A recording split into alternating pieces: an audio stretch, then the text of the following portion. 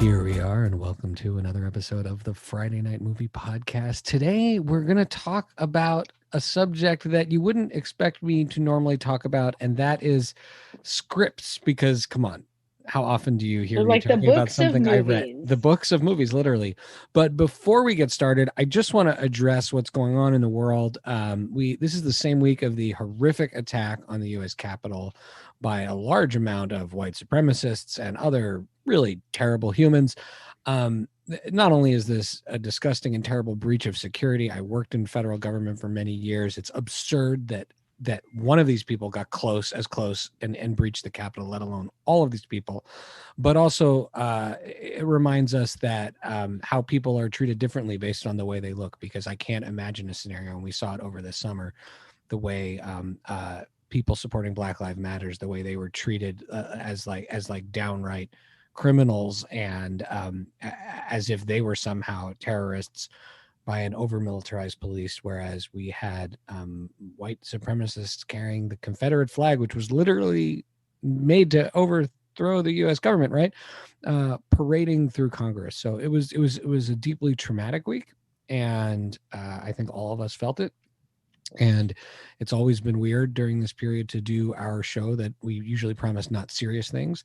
But we also can't not recognize how, deplored and disgusted we are with what happened and how deeply affected we are about what happened. And I really hope that there's, proper justice to the people who perpetrated it, and frankly, the people who gave the space with their discrediting of the election and all the other horrible things that leaders have been doing over the past, especially the past month, but really the last few years. I really hope there's justice there too. We're not going to necessarily go around, but I always like to kick off when now and then with something about what's happening in the world.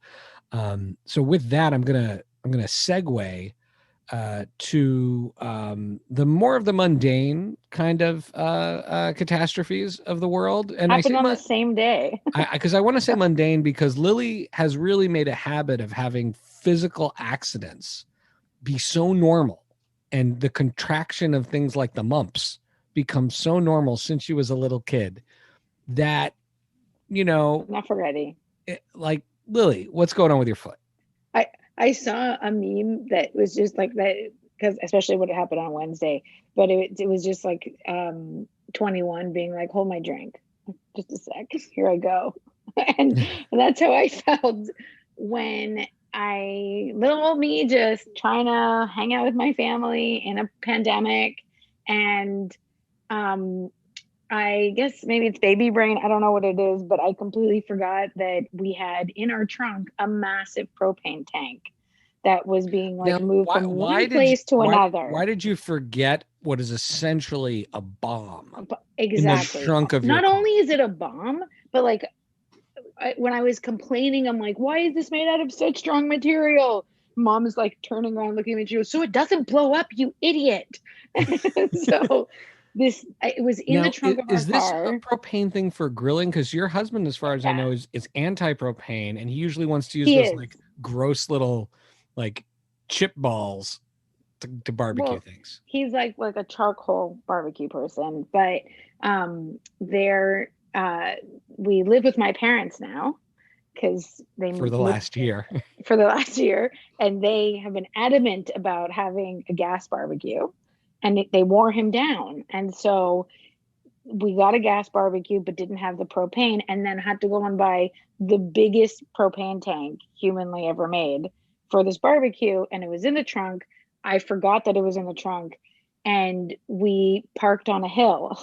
And I stupidly went to the trunk of the car to get like my son's scooter, because I thought where we were, he would be scooting. And I just opened the trunk without thinking about it, and the thing comes. Thank goodness you weren't having your son scoot like behind the trunk, and the thing like rolled out on my foot, rolled down the hill, and into somebody's car. I didn't hear that part of the story. This could have been a situation where it rolled down the car and then it rode down and then blew up. It just blew up, right? And so I'm just screaming like for all kinds of reasons, and Yeah, the propane tank's fine. It suffered no damage. Well, I feel like that's heartening. That a propane tank survived Lily is a good sign. My Did foot Lily not so survive much. the propane tank? You know, Not so much. Lily, I am glad you're okay. Becky, foot's pretty busted. How are you doing, Becky? So it's been a hard week, and to take the edge off, you know, at the end of every day, my husband's been Vlad's been making like a little cocktail at the end of the day before dinner.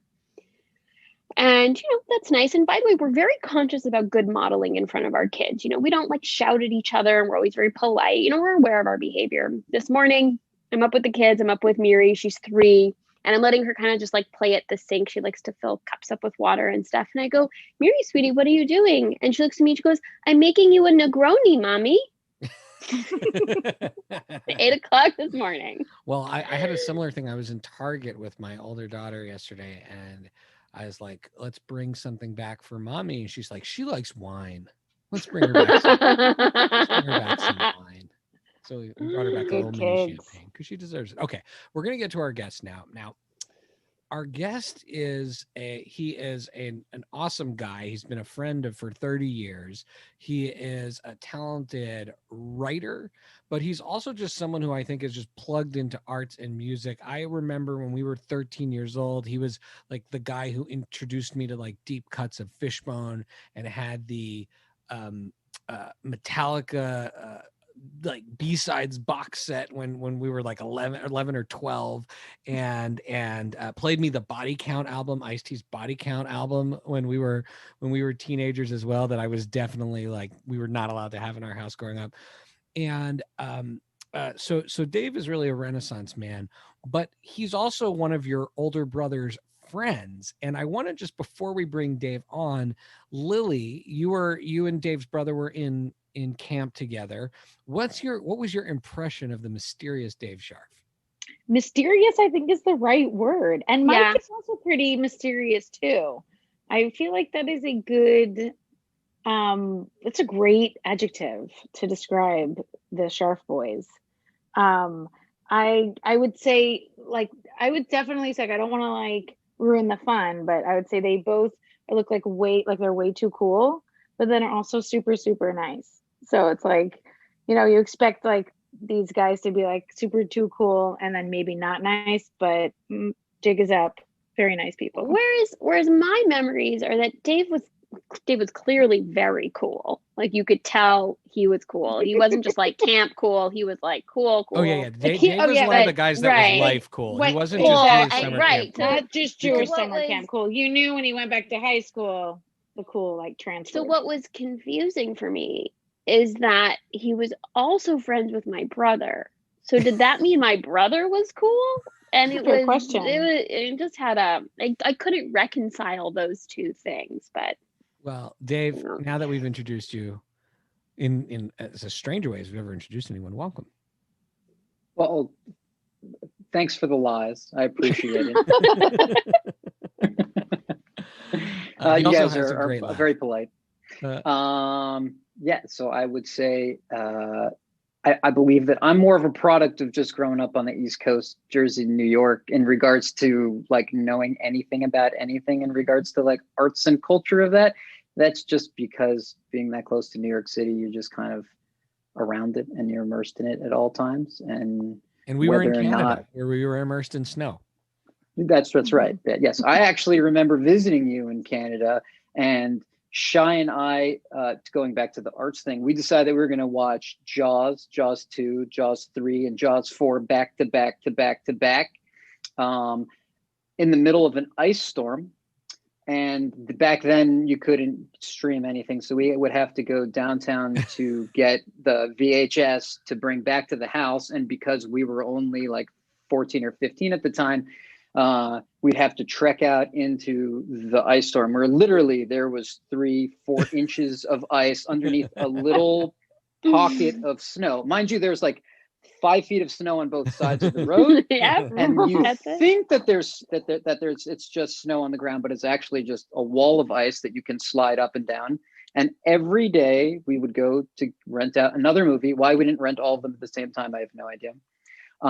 And then there was this one hill that we would have to attempt to trek up to get back to the house every single day, and it was on that just enough of a slight incline that you couldn't really get a grip on your feet. And at, I'm gonna say 3 or 4 different parts, you would just slide slowly back down to the bottom You of the thing really until we had wanted to to watch climb up. Jaws.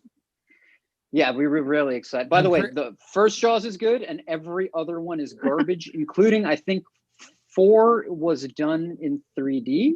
No, Was it the fourth one or the third one that was 3D? The third one is the third one one's that's 3D. But the third one was totally bonkers because it was the worst 3D you've ever seen in your entire life.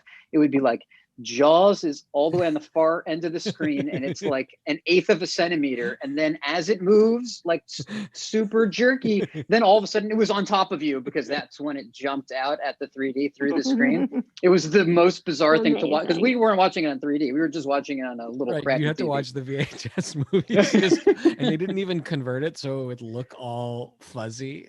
Oh yeah, it was I have to say I have a great. soft spot for Jaws too, but you are right. The first Jaws is like this masterpiece, and then those And then it just falls apart.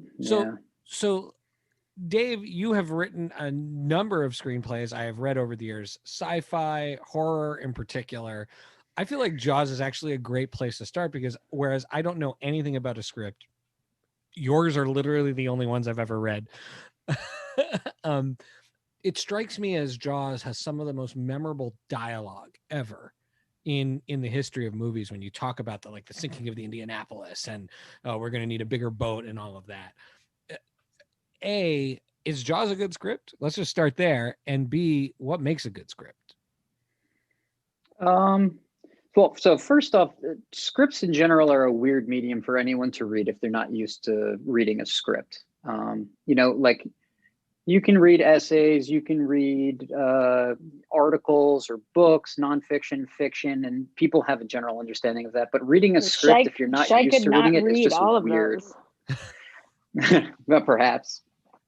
So I would say, one of the weird things about reading a script in general for the first time is that, one of the golden rules is you want to show what's going on. You don't want to tell what's going on. So there's a lot of subtext that are involved in script writing, and you're trying to write as little as you possibly can, because it's a visual medium and sound, and it's all of those things. Whereas if you're telling a story in a book or an article, you like to throw in all those extra colors, and you want them to understand what the mood is and what people are thinking. And the bottom line when you're watching a movie or a television show is you don't know what somebody's thinking, because it's the only thing is that you can see. You can't really explain all these little nuances. So the most important things with a script, if you're going to read it, or if a producer is reading it before they're thinking about pouring could be tens of millions of dollars into it, is to create a piece of writing that's gripping, has escalating conflict, has a really good plot, and as you said, has incredibly gripping, exciting dialogue that people can really get to. Jaws is phenomenal. It's my favorite movie. If I were to put it, if I was forced gun to the head to say my favorite movie, Jaws is my favorite movie. And I would say, that it's definitely an excellent script. It's based off ask you that are our favorite movies our favorite scripts, or is that not the way? I mean, so that I would say that it really depends on what kind of a script you like. There's plenty of movies out there that I love, and I'm sure the scripts are just mediocre. And then at other times, there's scripts that I've read that are absolutely incredible, and then they turn into so-so movies, just based off of what I was picturing in my head as to what it was. Didn't necessarily turn out to be what I thought it was going to be. Right, well, let's go over to Becky. Becky has worked in the industry more than Lily and I have, for sure. Lily and I just watch it. Becky, you've often talked about how the inner monologue or the voiceover is like one of the signs that a script is like in trouble, right? And except for an Outlander, I know. Except Outlander's your biggest. No. I'd say that it's pretty bad. Here's the thing with voiceover is that it is, I think, the hardest technique to, or the hardest, the hardest thing to do correctly and to do well, because like Dave was saying, you want to see what's happening. You don't want someone to just explain it to you. Exposition just kills I always a movie. Whenever there are moments of exposition, once you illuminated that to me, I always think of the character from Austin Powers, Basil Exposition. And Allie and I will look at each other during a movie being like, oh, I didn't know Basil Exposition was in this movie. Thank goodness they told us all of this stuff. So Beck, so Dave mentioned Jaws. Like what do you think is one of the best screenplays of all time, or screenplays that you think are fantastic? And is the script the same thing? Yes. For the purposes of this? It's the same thing, yes. Okay, so I'm gonna give you two things. I'm gonna give you a recent script that comes to mind that I think is one of the best things I've ever read. And I'm saying I actually sat down after I'd seen the movie. I sat down and I read the script. And as I'm reading it, like Dave was saying, it was all there on the page. The dialogue, the building of the story, the climax. It was all there. And so for me, it's actually Blackkklansman. Phenomenal. Like, you can read that script and it stands up just on its own. And then you see how it was actually, applied and turned into a film, and it's elevated even more. So for me, that's one of recent memory. I'm sure if I went back through my film school brain archive, I can come up with some old films, but that's amazing. And then for voiceover, again, a recent example of it, but it has stayed with me so much, is even if this movie is not your cup of tea, and Shai, it is not, just to see voiceover used in a very intricate, complex way where you're both being told something that you're seeing, but somehow you're being told it with new context or with new information, I'm thinking of Ending Things. And the voiceover that is happening in that film is so it's woven into the dialogue and the storytelling so intricately. Right? Yeah, and that's Charlie Kaufman, who's his mind is bananas. And so again, I've talked about this scene before. The opening of the film is about a 22-minute scene of two main characters in a car, driving in a car, just talking. How do you make that? How is that interesting? I'd actually be so curious to read the script. And as they're in conversation, you're very quickly diving in and out of the girlfriend's interior monologue. And it's unclear because it's her interior monologue, yet somehow it keeps triggering the Jesse Plemons character, the boyfriend in the car, to react to her, but not react to what she's thinking, but just react to her. And it's like a third, the interior monologue becomes a third character. And I've never seen voiceover done so brilliantly. It was so exciting to watch because it's always done terribly. Anyway, so that's my very passionate feelings. How about you? On scripts. How about you, Lo? Well, because you actually studied script writing. You haven't written any scripts. I wrote one script. The world is waiting for you to write a script about living with your parents. You're so cute. Everyone wants to know. Everyone wants the script on the. I have so much potential. I have no potential. I had to write so many scripts for film schools. I can tell you that is not. I cannot do that. I can't sing. I can't draw, and I cannot write scripts.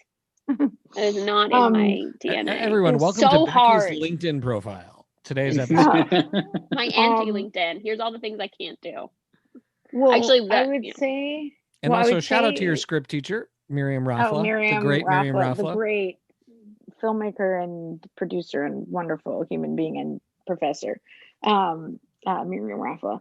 She in her classes where I wrote my short that I don't think I ever shared with the two of you. But anyways, the point is that I would say, to me, being John Malkovich, which is also Kaufman, is, while I'm not sure I love the movie, and I'm not sure I would watch that movie over and over again, I remember seeing that movie and being blown away at how things could be written on a page and then transferred into a world like that. And that to me, that is one of the coolest scripts. And I think again, Eternal Sunshine of the Spotless Mind is also in that vein of being like, what? You can do that from a page, and there's no like crazy special effects. I'm talking about massive like sci-fi world bending things, but it seems so real and so out there. And that, really is brilliant writing, I think. So those are, I think, probably some of my top. I mean, there's many. Very cool. All right, Dave, are there any ones you want to add though? I mean, you mentioned Jaws, but you've got to have a lot of them.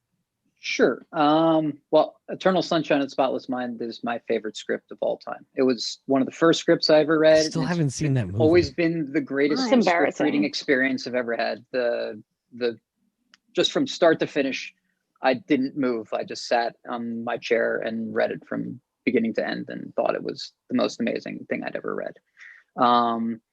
So, I mean, Charlie Kaufman's ridiculous. His mind works in extraordinary ways. No Country for Old Men is another amazing script. Coen Brothers. Wow. That's another Coen one Brothers. Everything Coen they Brothers do. can write a everything. script and a half. Yeah. Another one that's dialogue. really good for action in particular, Dark Knight. The first of the trilogy is an incredible script. You mean Batman Begins? Yeah. No. I love that. Dark Knight's the middle one. Dark Knight's the Heath Ledger The one. second one. The second one with Heath Ledger. Love that script. That's also excellent. Then if you're talking about with screenplay writing, one of the most important things is to create your own voice, right? A lot of people that are working on their craft and trying to figure out what they're trying to do end up trying to replicate what other people do, and then kind of get this mismatch of this person's voice for this kind of stuff and steal a little bit of that, and then it ends up not necessarily really working together. But there's some screenplay writers out there that, whether or not they're the person that wrote this script originally, if you read it, you can tell that they're the ones that got their hands in it. And I would say there's 3 screenwriters out there that I just love their voice in particular. Max Landis, he's a bit of a creep, but he wrote Chronicle and Deep. Is he the son of John Landis? He's the son of John Landis. Okay. Writes a ridiculous amount. I think he's probably written over like 150, 200 screenplays. But his voice is awesome, and I'm a big fan of some of his top screenplays. He wrote a screenplay that I don't know if it'll ever get made after the controversy with him, called Deep, which is about going down deep into the ocean and this crazy world that kind of unfolds while we're stuck in this little submarine, which is incredible. And then Chronicle, which is a little outside. That's Dane DeHaan. Oh, you got to see that. Yeah, that movie's great too. So Max Landis, love his voice. You haven't seen Chronicle, Shai? No, it's one I always wanted to see. You should watch it. Yeah, I feel like that's like right up your alley. Is Eternal Sunshine going to make me cry? Like just make you feel weird. I think if you were in high school or younger, maybe, but I think as an adult, I'm curious what it'd be like to watch it for the first time. Oh, okay, cool. All right. Well, there's no new movies coming out, so yeah, so you might as well. That's true. But write Chronicle down, Shai, because that's I'm writing it in my notes here. Then Joe Carnahan, he did The Gray, he did Death Wish, which actually didn't get produced, but Death Wish is a really good read. And then Wes Anderson. I mean, his scripts are awesome too. And then I was gonna say about I'm not as critical about narration, I think, as Becky. You think it's very obvious when it's really bad. But it can be used well in certain. One of my favorite narrations ever is Alec Baldwin in The Royal Tenenbaums. Yes, like that I think is. I don't know if it's his voice. His voice is wonderful. So I don't know if it's his voice or the writing. I love that. That's an example where I do like it, because the narrator in that film is like another character, and it's adding texture and dimension to the storytelling, right? It's framing it in a certain way. So I like that. And I know this is TV, but like Ron Howard on Arrested Development. Yes. Yeah, that's where it adds to the or world. Peter Falk in The Princess Bride. Not that sure doesn't it count. counts. I mean, ever since we That's had funny. Gabe and Etta on, I just Peter Falk is he's raised on your into- mind. he's Any un- excuse to bring up Peter Falk. Yeah, exactly. I've been going deep on Columbo. Those are guests that we had previously who are also screenwriters. And Well, if you're big into snappy dialogue, then Aaron Sorkin's probably right down your alley. here's the thing about Snorkin. So here's the thing about Snorkin. Sorkin. I think so dialogue is definitely something that sticks out to me. So like when I think of screenplays without knowing anything about them, the screenplays that mean a lot that like come to my mind are specifically ones from the 90s, like Pulp Fiction and Usual Suspects, like that crime dialogue, or Mamet. Like I love, so Mamet is one, Spanish Prisoner. Yeah, That's a very specific Red Belt. Red Belt's a great rhythm. His movies, you can tell they are all written by him. But Wag the Dog, I think, did he write Wag the Dog also? Because someone check if he wrote Wag the Dog. I think he wrote Wag the Dog also. So, but Sorkin, who has a similar, like you're watching this and you know he wrote it, I think it's a parody of itself. Yep, he wrote Wag the Dog. Like if you go back and you watch Sports Night, and then you go back and then you watch The West Wing, you realize they're the same show. Like, but there's a difference between his writing for television, in which he's creating, like you said, a parody of itself, and something that he would write for film, like The Social Network. That's true. The Social Network and American President are also his. Are better. And I want to put Sorkin and Amy Sherman Palladino kind of in that same category of the way that they write has a certain rhythm to it. They have almost like their own iambic pentameter, the way that the dialogue is written and the way that it's meant to be performed. And I think that whether or not you like it, you have to appreciate the craft behind it, because the way that people speak in real life is actually quite boring and very bloated and not a lot of not coherent, and you don't actually really want to hear that when you sit down to watch a show or a film. And when somebody creates almost like their own language, or you think about Deadwood, the way that Milch writes, the way that David Milch writes in Deadwood, he's creating like this like sub language or whatever. Even George Lucas has it, right? Like George Lucas has all of his tics that are in all the Star Wars movies. Now, Mamet has that too. Like we talk about hearing a voice, but very specifically, Dave's like nodding. He's like, no. he doesn't like Lucas. How dare you? Well, I wouldn't put Lucas in. What I'm trying to say specifically about Sorkin is that, and I was thinking about this earlier, contrasting a film that Aaron Sorkin would have written with something that Judd Apatow has written. And while I like, the Apatow comedies, I actually cringe a lot of the times at these like 2+ hour films with scenes that are mapped out but are being completely improvised, and the improvisation can work well in some scenarios, especially with some comedic riffing, and then in other scenes as like a film watcher, I often feel like there's these scenes that just don't go anywhere because the actors aren't being told what the words on the page are. And that's a very Mamet thing, is to say like, these are the words on the page, read the words on the page. That's your job as an actor. And I really do appreciate how someone like Sorkin is putting the words on the page, and the actor is then going to execute those in a very specific way. And I, although I wouldn't say Sorkin's my favorite screenwriter, very drawn to that precision and craft that goes into it. I think another one that we should speak about, because Lily mentioned it, Becky mentioned it up top, is Spike Lee. His scripts are also in his own language, he's built his own language as well. And I think he's pretty, without me, again, I don't read scripts. I don't really think about them when I'm watching a movie, but I feel like when I'm absorbed in a Spike Lee film, it's not just a visual.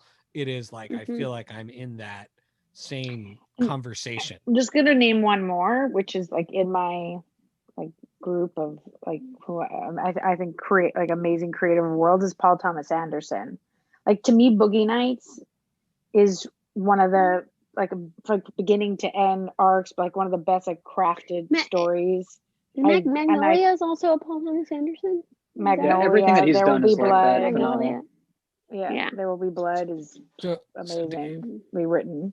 So Dave, you're a Star Wars fan. I mentioned George Lucas. You nodded your head and just it's you're talking about oodles of material has now been created with the I have a bad feeling about this, and a lot of the other codes in the Star Wars world. What's your take though on the Star Wars world script writing, and which of the movies has the best and which has the worst script? So it's hard. Hold on. Sorry, there's a dog that just came in that needs to get kicked out. Oh, we love a good dog situation. Yeah, we all own dogs now, so. Yeah, a dog situation is good. A puppy scratching at your leg and trying to nip you is not so good. No. I was saying the Star Wars. Tell us about screenwriting so in Star Wars. Encompassing and so big at this point, it's hard to really break that down. I know you wanted to talk about bad scripts or what makes a good script bad later, but so we're kind of delving into that right now. If you've read the original Star Wars script, it is complete trash, and the fact that it basically spawned this, world destroying, world creating insanity that Star Wars has become, a multi-billion-dollar industry, is phenomenal, because that original script, before it got edited up and then became the first film, was such garbage you should never even open it. Like, I've never read a script like this. It's really bad script. That said, I mean, it's so hard to talk about what makes a good script and a bad script in regards to Star Wars, because there's so many different hands that are in that kitchen and so many different cooks. You've got a billion different producers and rewrites and then actors, and then you've got your special effects and all that. Like, it's become such a bigger world that normally I would say that the script is the essence of everything, right? Before you can have any sort of a movie or a show, you need to have that script, because that's the concept behind it all. And a lot of people argue all the time saying that scriptwriters should get paid a lot more because they are the world creators, and they're the ones that, if it wasn't for them, you would have nothing. But at this point, an established world and canon like Star Wars, it's almost like you need to build the script around what has already been created. So it's not really fair to say one's better than the other. That said, I'm pulling a blank on the name of the film right now. The prequel to the first movie, the Star Wars movie, there's just a war movie that wasn't in Star Wars. Rogue One. Rogue One. Phenomenal writing in that. I thought that the idea of basically doing what I said, of making a story about this, that takes place in Star Wars without really having the whole Jedi concept in there, or dealing with major Star Wars characters, was excellent writing. In addition to that, if you've seen the Clone Wars or you've seen Rebels, both of those animated series, some of the best Star Wars writing is in those series. Saloni, because you're allowed to really take apart the story. And if you have 80 hours worth of material, or I would say 80 hours to actually like really build the story out, it's a lot easier to get into some really interesting stories than it is to say, all right, we need to do this huge movie and you have 2 hours and 15 minutes to do it. So in terms of Star Wars, also screenwriters, I don't think we can do it without mentioning Lawrence Kasdan, who wrote Empire, and also wrote Raiders of the Lost Ark. He also wrote Jedi, and he helped with Force Awakens, but Force Awakens was like, kind of a Frankenstein. They like brought him in later. But that's another one that I feel like he was part of setting the pilot or the tone of that original.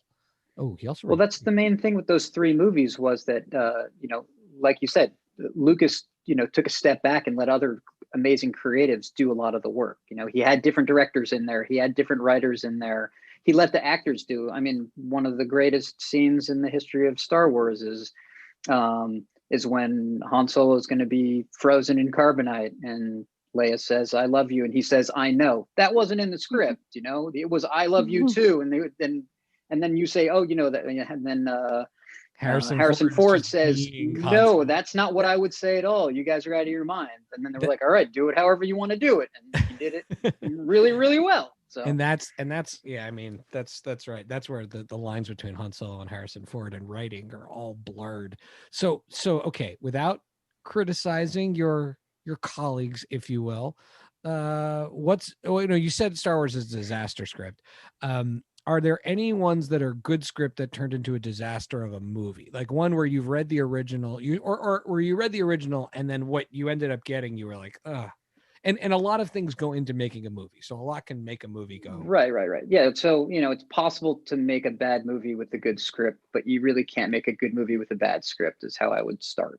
Good and point. obviously, you had like everything changes, if I can write a script, the three of you guys can read it and you're like, this is great. But then you send it out and then you get executive notes and people have differing views.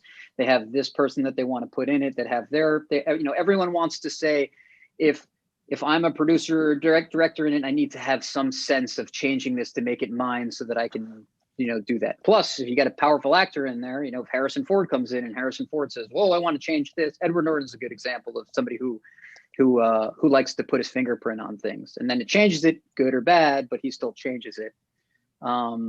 Yeah, that guy sounds very difficult to work with. Yeah, I mean, Kevin Smith has a great story that if I were to tell it, I would butcher it. But the whole thing was that he was working with the producer, and the producer was like, "This is a great script," but I think it was Superman. He was working on the Superman script. There's and a then whole they put the documentary mechanical about spider in there, right? Like you guys have all heard that story before. So that's a perfect I example. don't know the story. There's a whole documentary about this. It's called. This is something that you should Google afterwards. Superman Lives or the Death. Hold on. Yeah.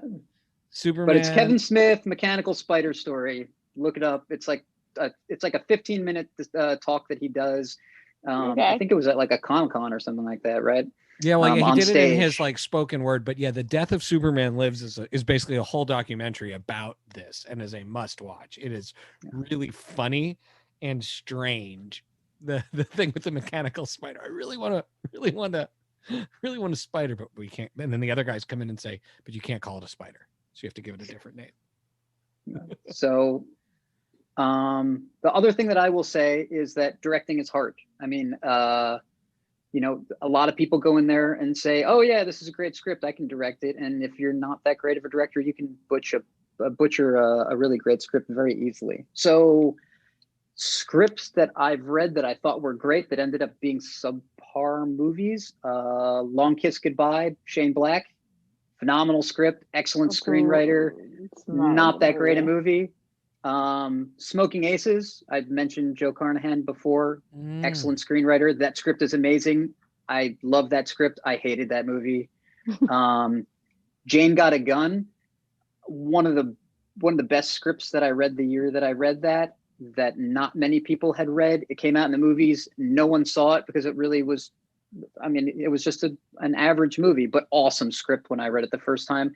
And then another one that came to the top of my head, Gone Girl.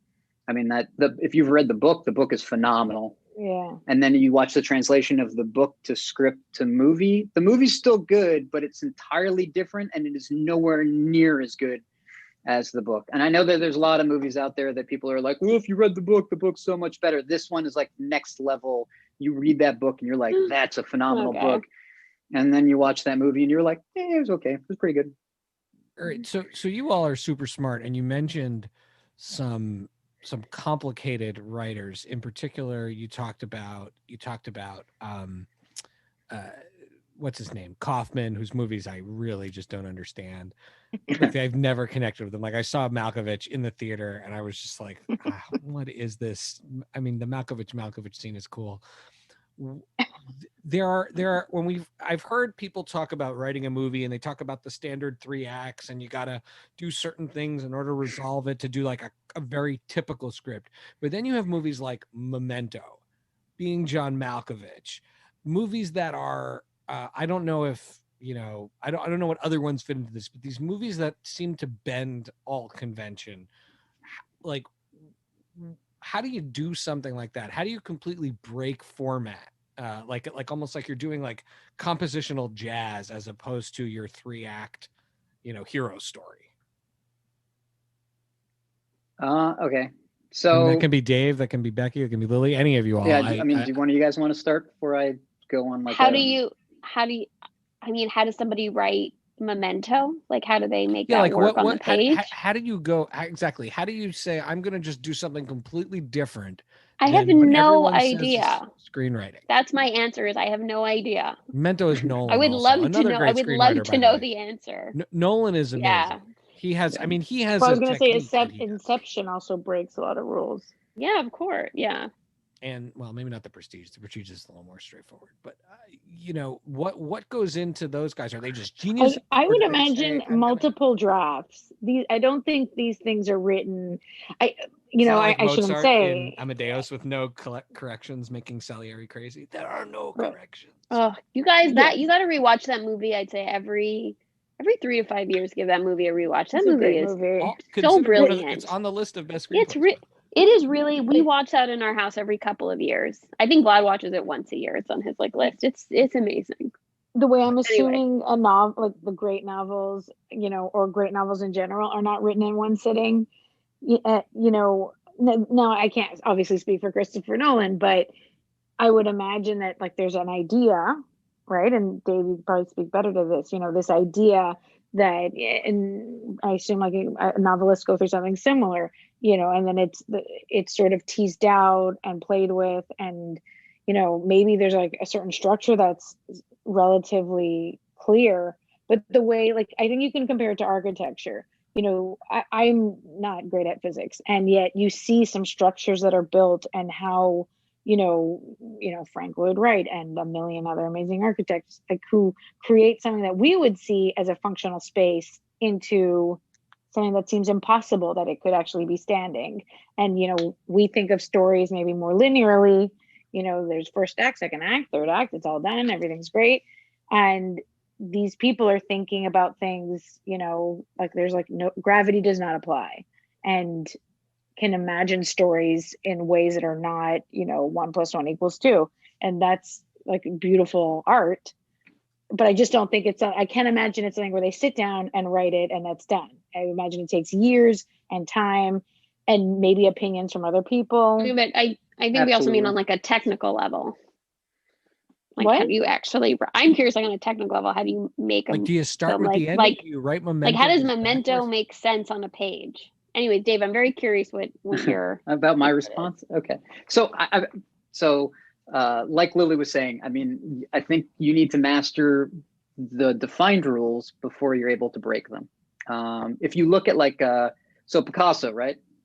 Entirely different medium. Everyone looks at him as, how the hell do you paint something like that? And if you look at his self-portraits, you can see a portrait that he did of himself when he was like 19. It looks like a portrait that you would draw of yourself. And then at 24, it changes a little. And at 40, it changes a lot. And then he's got one that he wrote in 90, that he drew at 90 years old. And it looks totally abstract. It doesn't even look like a person. And you can see like the change of how his approach to art and his understanding of the world and his place in it. I think that is a good example of how that would translate into art. And you can sort of do that the same with film and storytelling. So, I mean, so there's been avant-garde films that have pushed the limit since the beginning of film.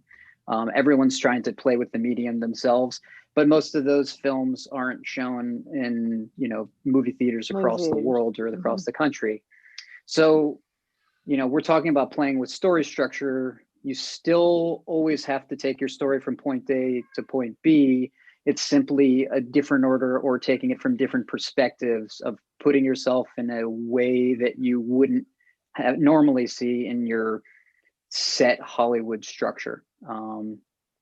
So right, when like you write your Mulholland story Drive, from the beginning, I feel like right. So when you write that story, you're still writing. When you first put the story together, you construct it in a normal way, where you're going from the beginning to the end, and you flush out every single plot point and twist that allows you to see the story from all angles. And then you have to maneuver yourself around to see it from every single different angle. So most people would look at Memento and say, oh, this is just, he wrote the script and then he just put it backwards. But that's really taking away that's just the real, basic understanding of what Nolan put into the construction of that story about a man that isn't able to keep a memory, and he really was able to put us into that man's shoes, so that as we went through the movie, we weren't necessarily watching a man with no memory. We actually were him. We We were the actual character, not understanding what's going on. So every scene is frantic and it's terrifying. And not only just because we felt his emotions, because as we gained more knowledge that we knew that he was gaining, that we knew that he was going through that same experience and piecing together the mystery at the same time that we were. And really only a master storyteller that understands the craft and understands their story to that level is able to break the rules and give us a new experience. So, you can go Pulp Fiction or Reservoir Dogs, which is the same thing, just not done in the exact same way, or, 400 Blows by Truffaut back in the day, which that's, French New Wave, rejecting traditional cinema and creating Godard and all that. But also, like, unconventional doesn't necessarily mean breaking the rules linearly. There's many ways that you can play with a screenplay to break the rules.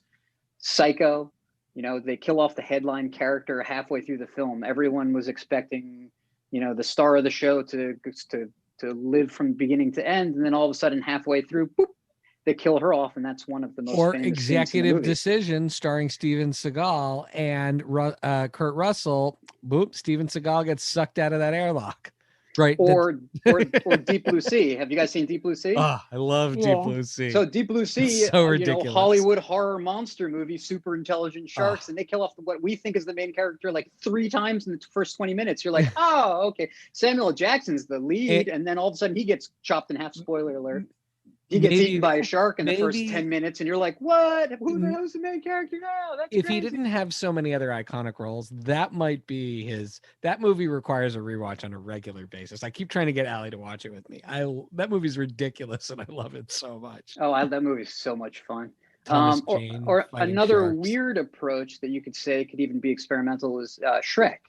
I mean, Disney, at the point of time that Shrek came out, Disney had built a brand that was accepted as this is the way that you tell stories to kids. And we got so used to the nice story with the happy ending. Yeah. It was a huge deal. All of the adult jokes for parents, like that had not been done before. Yeah, it's DreamWorks. That broke the mold. Yeah, it's DreamWorks, right? I think DreamWorks is underrated. But Disney, I think what Dave's saying is that Disney had established they were the ones. This is how children's movies are made, and then DreamWorks come in and said, "Not really." I have to say, but think about when we were growing up, what movies that we watched, right? We watched Legend and Willow and Goonies, and those were super intense movies that people now, if you showed to your kids, would be like, "That's not for little kids." But I mean, that terrified me when I was a child. It was awesome. I mean, there were scenes in there that blew my mind, and I would have nightmares, and then people would be like, "That's not good. Kids shouldn't have nightmares." But it made us think in different ways. And then because the people were like, "That's not good," then Disney was able to creep in and say, "This is the way that you tell stories for children." Despite the fact that, ironically, every single one of those stories, if you read the original Grimm fairy tale for it, they're totally terrifying. They're horrifying, right? The kids get eaten by the witch, or they eat the witch, whatever it is. Like someone's eating a person at the end of every one of those stories. I says you can do the same thing, but be crude about it. I mean, I have to say, DreamWorks, I love many of DreamWorks' animated films, so I love that you brought up Shrek. I like, for example, the How to Train Your Dragon movies. I think, well, that's I guess probably a straight up hero story. I love particularly the first one, and I like the way they do the adventure stuff. I also think that I am oft criticized on this podcast for showing my kids things that are scaring the crap out of your kids, that are too young for by today's standards. But like when we were kids, we were watching like exactly that. Willow. I mean, remember seeing Willow in this big screen turn those people into pigs? I mean, that gave me nightmares for years. But now it's so awesome. Well, I mean, right?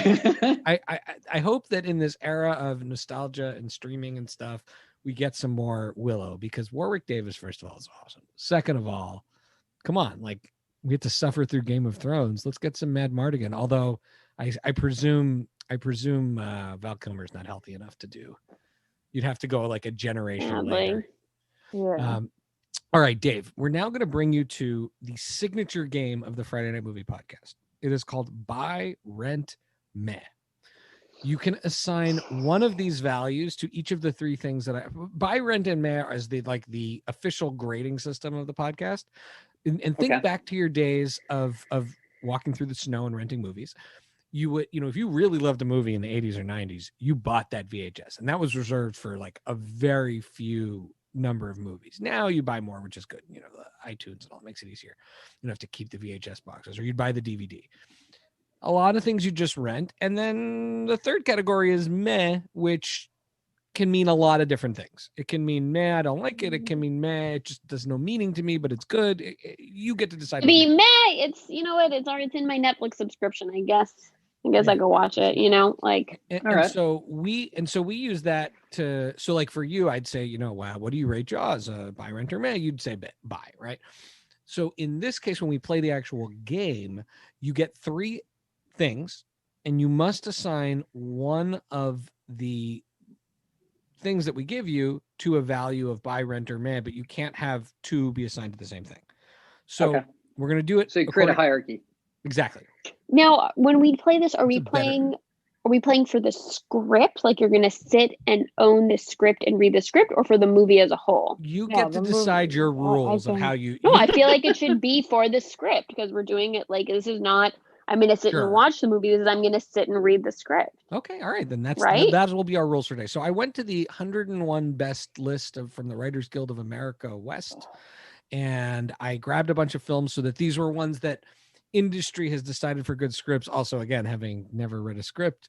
So of the millions of scripts that were written in the history of the world, you're taking the top 100 and we have to say meh to one of them? That's what makes buy, rent, or meh super fun. That's what makes it so gripping. It's not. I mean, sometimes we do like other things, but no, this is going to be highbrow. Okay, so for drama, all right, this is our first category here. And I took wildly different eras of movies just to make it super hard and subject. Really unfair. Do the Right Thing. I find this category is obvious. Casablanca and Chinatown, but we're talking about nothing about this is obvious. We're talking about movies here where like you don't even realize how much the scripts of all of these movies have infiltrated language, right? Like I watched Casablanca for my first time in my 30s, and I was like, that's where that statement comes from. Oh, that's where that saying comes from. It's like you don't realize it's one of the most quoted movies. I think it is one of the most quoted movies ever. Well, that's the problem about the top 100. Sorry to cut you off, but that's the problem with the top 100. It's like the idea of the Beatles. You have kids listen to the Beatles now, and they're like, "This is such garbage." But then you're like, you do realize that this is like the essence for all music that you're listening to right now. So saying this is bad makes no sense. Right. Taylor Swift likes the Beatles. Yeah, exactly. So I'm putting these 3 in front of you for our drama category. Buy, rent, or meh. I can have one of my sisters go first if you like, unless you're ready to go, Dave. Well, Lily said it was obvious. No, Dave, you go first. Please, Dave. show off, Lily. It's so obvious. Tell us what the obvious so I think you have to buy Casablanca. I don't think there's a choice. I don't agree. I don't agree. So then it is obvious to you. I think you have to buy Casablanca. I think that movie in its like place in history and that script, and I don't have to go into more details about Casablanca. I think I'm going to rent Do the Right Thing. Equally brilliant. Like we're not discussing if these movies are not brilliant or not. Right. We're talking about these are all big time. And I think that while the movie is so important and amazing and was shocking to me when I saw it as a kid and has stayed with me my whole like adult life, that movie, I always go back to it in my head. To me, it comes in second place. I think it's not like perfect. I don't find it like, I can't say that movie is a perfect movie at all. And even though it is obviously extremely important. And then I'm going to Chinatown because it's so incesty. Like it's so incesty. I didn't like watching it. I'm sure I won't like reading it. It might be brilliant and it might be important. And I know like its place in like 70s film is extremely important. However, no, thank you. Ugh. Well, I'm gonna go Do the Right Thing as my number one, and that's the overwhelming timelessness of that movie. Like that's a movie that has only grown in how much I've loved it as time loved it. I mean, loved it, as in that it makes such a powerful impact on me. Then I'm going to go Casablanca for the historical nature, and then Chinatown. It's cool, but like it's it's just not as impactful to me. What about you, Dave? All right. So this is hard because Chinatown is considered by a lot of people the greatest screenplay ever, and perfect, like a perfect screenplay. Not like according to this gang. That's a big screenplay to throw out. We don't there. succumb to peer pressure on this podcast. Okay? No, we don't. So I'm gonna go Casablanca by, and it's because it's the perfect example of. It's short, right? Like it blows your mind from start to finish, and like you can read that in the bathroom. Like it's fast. It's a fast read. That's true. That's a good. And I feel like you don't see the end coming in that movie. No. It's like there's not a miss beat. You watch that movie from start to finish, and or read that script, and every page is like bam, bam, bam, bam, bam, bam, bam. Brilliant. Number one. Then you get in the. Number two, I'll do Chinatown because that script is phenomenal. I don't like the movie. The acting is amazing. The story is incredible. I never enjoyed watching that movie. I've tried to watch it many, many, many times. And it's one of those that never makes the turn for me. And if somebody tells me that that's one of their favorite movies, I will sort of judge them for the rest of their lives because that's not a movie that should be in your top 5, no matter how good it is. Sorry. And then my meh is Do the Right Thing. Not because it isn't a great script, because it is, but because I believe that the reason it's such a great movie is because of the directing and the acting and the style that was put into it. And you read the script and you can't see how amazing the movie is on screen. And if he hadn't written it, if he wrote that script and anyone else directed it, it wouldn't be that great a movie. But it was more like he knew what he wanted to put on the screen and then wrote a script so that he could put it on the screen. That's a good. But he didn't need the script. He could have gone out there and just made that movie, and it would have been exactly the same. And it's interesting because that's early in his career, and Becky was referencing Blackkklansman, which is much later, and perhaps also as he's grown as an artist, maybe there's I don't know enough about his evolution, but maybe that shows you the difference between young renegade filmmaker and full-fledged. But also, so Blackkklansman was written by a screenwriter here in East Brunswick, and then Spike Lee worked with him to build it to what it is now. So it's not 100%. It's not a Spike Lee joint from beginning to end. He worked with other writers in there in order to get it to the point that it was. Whereas you can see, raw Spike Lee in his 20s do the right thing, having a thing to say and being like, yo, this is my heart on the page. But really, this is a film that I need to make, and now I'm going to write the script so that I can get it. I feel like that's really fascinating. Movie, you can really. All right, let's do crime. Let's do crime in a lightning round here because we know these movies so well. Goodfellas, Pulp Fiction, Usual Suspects. I find this easy. Closer in time. I find this easy. I buy Pulp Fiction. I write Usual Suspects, and I meh Goodfellas. Done. Finished. Easy. Really? Okay. What about? Yeah, I would agree with that too. Yeah, quick lightning explanation. I find Pulp Fiction to be the most complex script and dynamic. It's most interesting because you're following so many different threads. And it's rereadability. You can rereadability. Yeah, and I feel like because of that, you could go back into each of these individual scenes and find more and more and more. It's so that's it. Usual Suspects is great, but once you get the ending, that big surprise at the end, you don't need to. it's good, but that's kind of where. Okay, lightning round, Lily. All right, lightning round. But Goodfellas is the best movie of the 3. It's an interesting point. It's definitely iconic. I mean, they're all iconic. Yeah, I don't know. Pulp Fiction, Goodfellas. I mean, can you watch Usual Suspects more than 5 times? No, I'm just saying. That's right. Pulp Fiction and Goodfellas. I'm saying 30 times each. Yeah, right. I'm saying Goodfellas and Pulp Fiction. To me, I could probably rewatch a similar amount of times. Maybe Pulp Fiction more.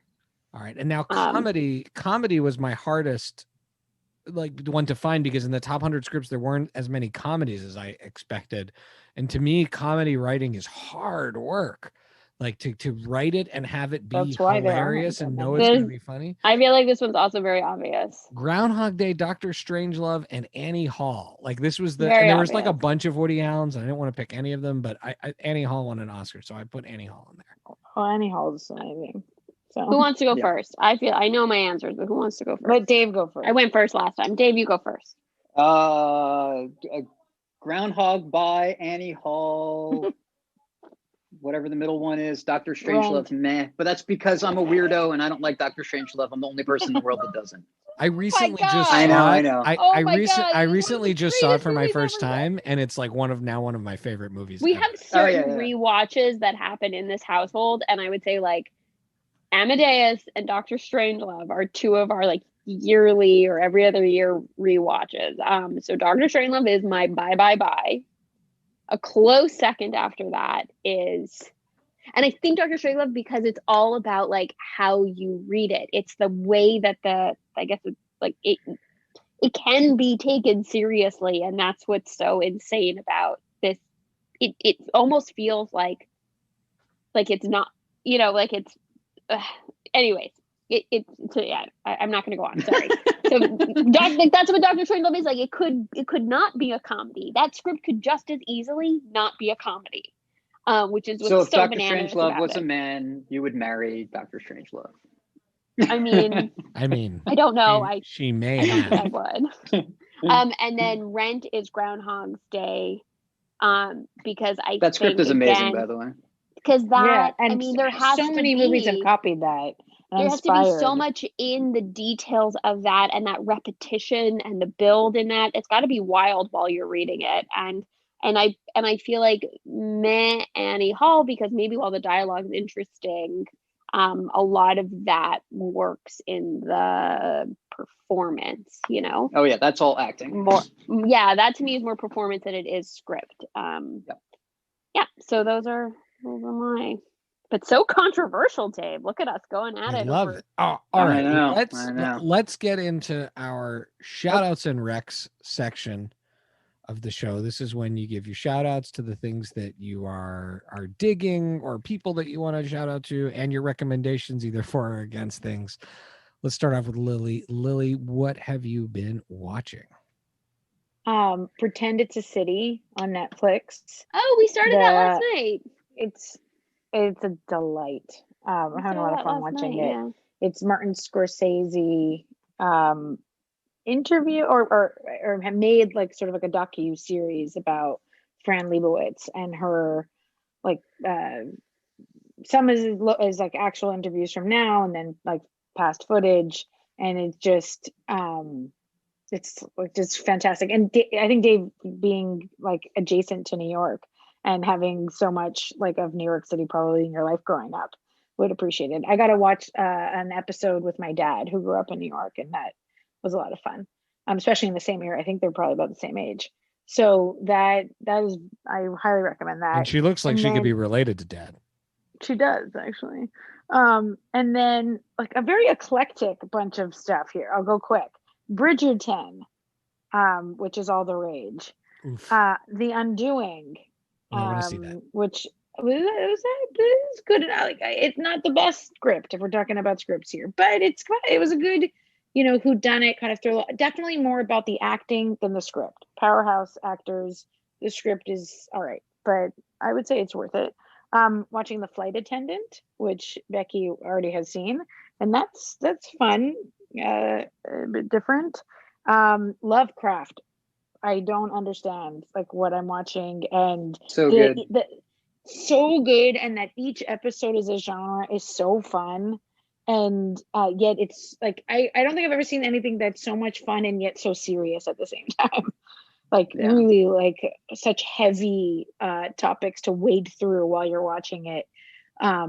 But also some pretty good horror for your family, which is needed. Yeah, like, there is some which serious I can't body watch horror anything. Yeah, if I want like my husband to sit down and watch it, there's got to be definitely some terror happening. So, but his mom's still everybody's watching winning. She's watching it, but like this, like full on, like behind it, and she keeps threatening to either throw up or leave.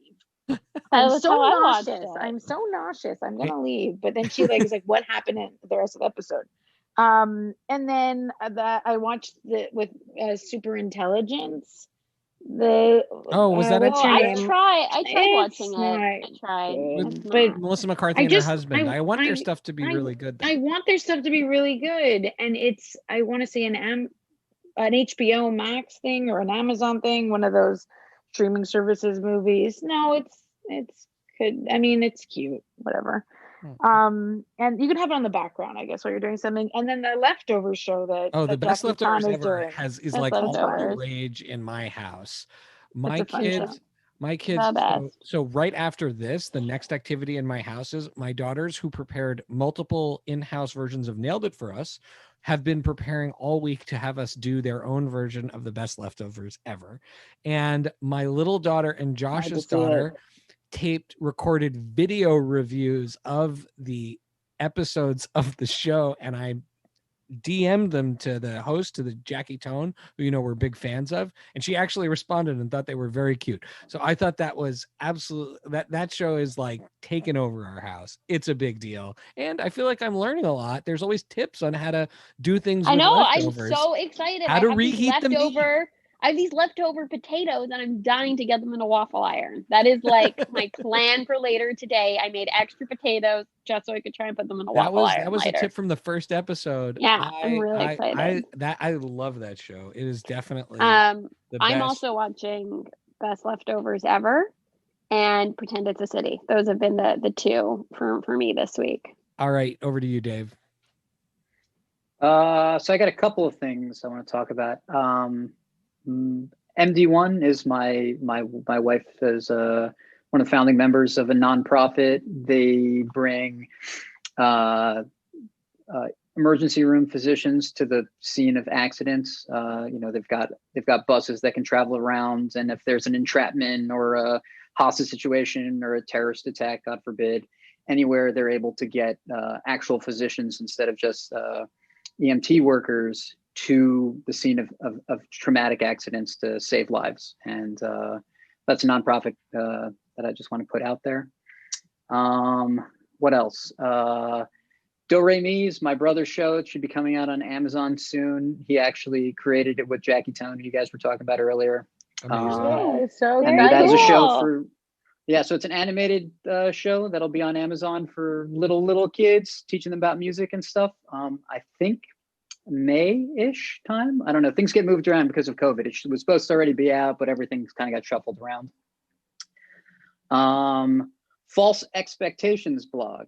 Our friend Brad Amron's little sister Dina has her own podcast called False Expectations, which is really interesting and exciting. If you guys have the time, you should check it out. In addition to that, a show that y'all should watch if you haven't seen it called Attack on Titan. Totally crazy. The animated one? Is there a real people version of it? Because I watched. There's also a real animated one, and it terrified me. The animated one it's terrified me. It's really good. The animated one is what I'm recommending. I think there's 4 seasons at this point. What else? Being that we're in this, everyone being quarantined and doing a lot of stuff through Zoom, and meetings that are supposed to be fun are now doing these really bizarre Zoom games. One of the stuff that I would recommend for that's called Jackbox games. Oh yeah. They're pretty phenomenal if you haven't seen them already. A lot of fun, a lot of laughs, good creative stuff. Drawful's a big one in our house. Yeah, Becky's husband introduced us to Jackbox. Oh, well, there you go. Yeah, Jackbox is great. And then lastly, MF Doom. Rest in peace, MF Doom. But if you guys haven't listened to him, dude is a brilliant genius. He's your favorite rap dude's favorite rap guy. He's the equivalent of Fishbone is your favorite band's favorite band. MF Doom is your favorite artist's favorite artist. So totally check out MF Doom. Dude is a complete genius. His words are unreal, and that's a good wormhole to go down. Other than that, I'm good. That's awesome. Okay, well, mine are. We watched Save Yourselves on Hulu last night with Sumita Mani from Glow, keeping the Glow theme alive. And it was like hipsters versus the apocalypse kind of thing. And it was good, but it was a reminder of how great Danny and Divine Meet the Deani and Divine Meet the Apocalypse was, and how awesome that movie was, and how like why isn't that one on the front screen of Hulu or Amazon being promoted all the time? So all respect to this movie last night. It was cute, but I've seen better in this genre. And then I want to just a shout out, a thank you, whatever it is. You all know, or Lily and Becky know, I love Dana DeLorenzo. She's an actor that was on Ash versus Evil Dead and as the character of Kelly Maxwell. And I have actually already signed up to do like a virtual meet and greet next weekend. But yesterday on Cameo, out of the blue, she like offered, there's this new feature where you can just like live chat, like just go like live one-on-one for a few minutes with someone. So I did it, and she met the girls and was super nice to everybody. And she 100% recognized my handle and the animations that I'd done. And then my older daughter scooped us, and she goes, you know, I have my own podcast, Friday Night Movie Junior, and Dana said to her, I would love to be, may I please be on your podcast? And I was like, you scooped me on one of my top 5 dream guests. And I said, when you get her on your show, can you maybe put in a word for regular Friday Night Movie? And she says, I'll think about it. Oh, Brilliant. So good for her. Proud of my daughter for going right to it. But Dana was amazing, and she's so talented and funny. Also, speaking of Dana, I would recommend for Dave Perpetual Grace Limited. You should watch that show. Yeah, I think you dig it. It's a great like it's in like a Coen Brothers thing. Yeah, but I think you find it cool. All right. Well, thank you everybody for being here. You can follow. I'm going to do all the handles for Becky and Lily right now quickly. You can follow Becky at Paper BK Princess on Twitter and Instagram. You can follow Lily at Chi. Oh, no, Becky's, that's just on Twitter. Instagram, you have to know Becky to follow her. Lily, Twitter, Chi K Gomez, CHICHI, the letter K Gomez, a combination of her childhood nickname and her current last name, sort of. On Twitter. Dave, do you want people to follow you? No, I don't do social media. All right, Dave's mysterious. He'll stay mysterious. Mysterious. You can follow me at Pancake for Table. That's Pancake and the number 4 Table. You can follow Friday Night Movie at Fry Night Movie on Twitter and Instagram.